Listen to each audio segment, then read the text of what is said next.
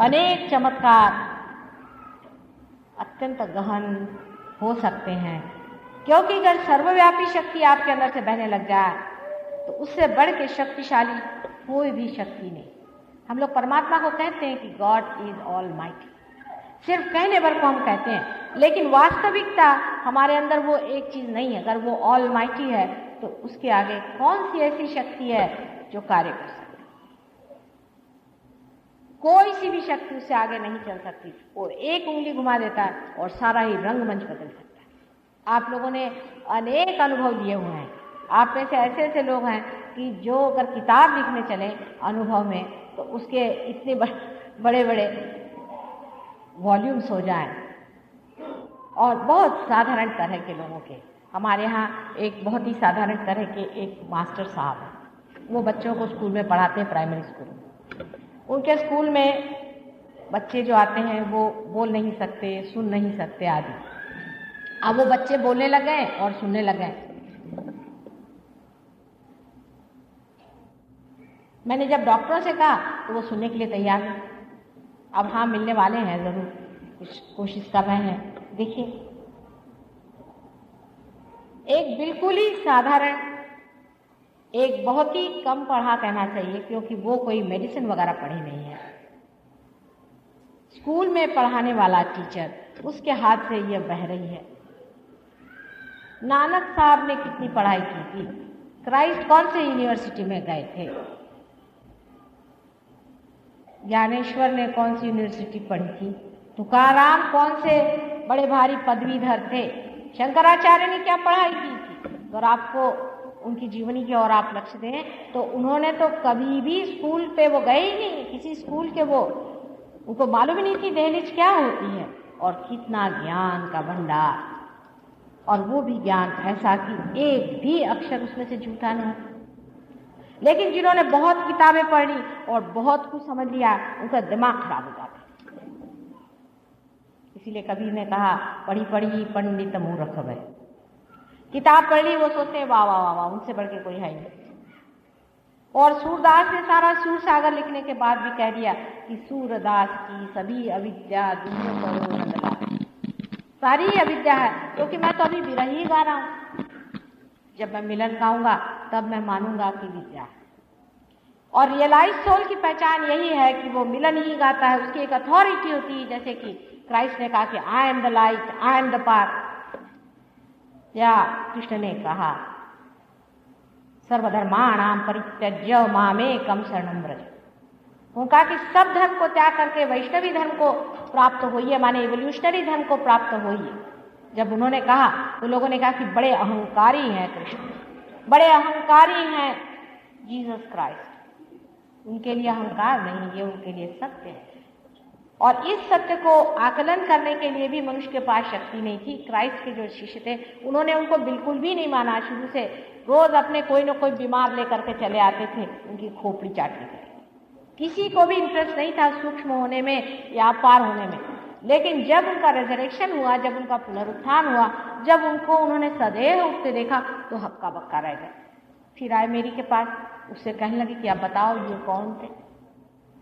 लेकिन सहयोग में हम आपको सिद्ध करके दे सकते हैं कि क्राइस्ट ये स्वयं राधा जी के ही पुत्र थे। इतना ही नहीं, उनका नाम महाविष्णु था वैकुंठ में। सहयोग से अति सूक्ष्म से सूक्ष्मतर ज्ञान का भी पूरी की पूरी उसकी सत्यता यथार्थता आपके सामने साबित हो जाती। किसी के बारे में कोई बात कहने में एक आध बार ऐसा लगता है कि माता जी ने कैसे कह दिया, जरा कुछ समझ में नहीं आया। जैसे हम राहुरी 2 साल पहले गए थे, वहाँ एक कवि महाराज थे, तो मैंने बहुत, वो मेरे गीत गाते थे और बड़े भारी उन्होंने कविताएं लिखी और इतनी मेरी वहाँ प्रशंसा करी, ये हुआ वो हुआ, मार तूफान मचे। मैंने उन लोगों से कहा कि बेटे संभल के रहना है साथ। तो वो लोग बिल्कुल हताश हो गए और उनमें से 2-4 तो सोचने लगे कि माता जी तो यूं ही कह रही हैं, इतनी उनकी प्रशंसा करी और उनकी समझ में नहीं आया। अब उनको उनके असर दिखाई दिए। अब उनको पता हुआ कि वो पॉजेस्ड आदमी है, उसके अंदर स्वयं कोई दूसरी आत्मा आकर के बोल रहा है। आप भी इस चीज को समझ सकते हैं। आप भी इसे देख सकते हैं। अति सूक्ष्मता में जा करके आप इसे समझ सकते हैं कि मनुष्य के अंदर जो कुछ है वो जब आलोकित हो जाता है तो वो देखता है कि उसके इस और क्या है, उस और क्या है, और पैर के पास क्या है, और उसे जाना कहाँ है, उसका लक्ष्य क्या है, और इसकी स्थिति क्या है, आज वो कहाँ है और उसे कहाँ पहुँचना है। तब वो समझता है कि भूत बाधा चीज है या नहीं। कोई कहते हैं साहब हमारा भूतों में विश्वास है। अरे भाई, विश्वास हो या नहीं हो वो चीज तो है ही। दिल्ली में एक स्त्री थी, उनके बिल्कुल दिखाई नहीं देता। वहाँ के DIG थे राव, उनकी लड़की थी। वो आई हमारे पास, 5 मिनट के अंदर देखने लगे। उनका साहब 5 मिनट के अंदर आपने क्या चमत्कार कर दिया, इसके तो आंख से जोत चली गई थी। मैंने कहा नहीं, शी वाज पजेस्ड, पोजेशन उसका निकल गया, देखने लगे। लेकिन लोगों का कहना है कि भूत है नहीं, और सब भूतों के चरणों में रहते हैं। ये कहना कि भूत है नहीं, क्योंकि जब ये कह दिया कि भूत है ही नहीं तो भूत लोग प्रबलशाली हो जाते। सहज योग से आप ये समझ सकते हैं, बहुत अच्छे से समझ सकते हैं कि कौन से चक्रों में आपको ये पकड़ती हैं आत्माएं, ये स्पिरिट्स आपको कौन से चक्रों में पकड़ती हैं। हमने चीफ जस्टिस से बातचीत की, यहाँ तक अपने जजों से बातचीत की है। उनसे हमने कहा कि आपके यहाँ कोई भी नियम नहीं है कि कोई आदमी किसी को अगर पसेस कर ले या किसी पे कुछ ऐसी, जिसे मराठी में करनी करना कहते हैं, उस तरह की चीज़ कर दे, तो आपके पास कोई भी लॉ या नियम नहीं है जिससे आप उसे पकड़ लें। उसकी कोई भी आपके पास पकड़ नहीं। कहने हमारे पास तो कोई पकड़ ही नहीं। अब आप इससे समझ सकते हैं कि कितना मनुष्य जानता है, कितना कम वो जानता है, उसे कितना जानने का है। सिर्फ अगर वो अपनी आंख खुली रखे और अपना दिमाग खुला रखे तो ये कार्य बहुत आसानी से हो सकता है।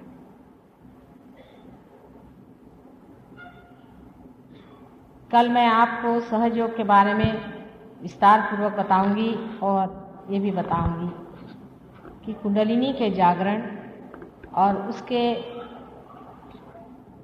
भेदन, जो चक्रों में से गुजरना है, उसमें कौन से दोष आ जाते हैं जिसके कारण मनुष्य फिर से खिंच जाता है, और उन दोषों का परिहार किस तरह से करना चाहिए। मुझे बड़ी खुशी है कि आप में से बहुत से लोग कुंडलिनी से बहुत अच्छी तरह परिचित हैं, और आप सब लोगों ने अपने अपने अड़ोस पड़ोस सब जगह एक एक सेंटर जैसा ही खोल दिया। और भी जो लोग हैं उनको भी ये सब करना चाहिए। आपके अंदर शक्ति है या नहीं, ये जब तक आप शक्ति को उपयोग में नहीं लाएंगे आपको पता नहीं होगा। ज़रूर इस शक्ति को आप उपयोग में लाएं और कुंडलिनी को पूरी तरह से आप मास्टर करें। कुंडलिनी को आप पूरी तरह से जीत, पूरी तरह से इसे समझ लें, और आपको आश्चर्य होगा कि आपके रोजमर्रा के जीवन में, यहाँ तक कि आपके घरेलू जीवन में, आप अत्यंत शक्तिशाली होगी, और वो भी शक्ति प्रेम की होगी, दुष्टता की नहीं, किसी भी जबरदस्ती की नहीं। आप किसी से भी कुछ कहने की जरूरत नहीं, ये शक्ति कार्यान्वित होगी।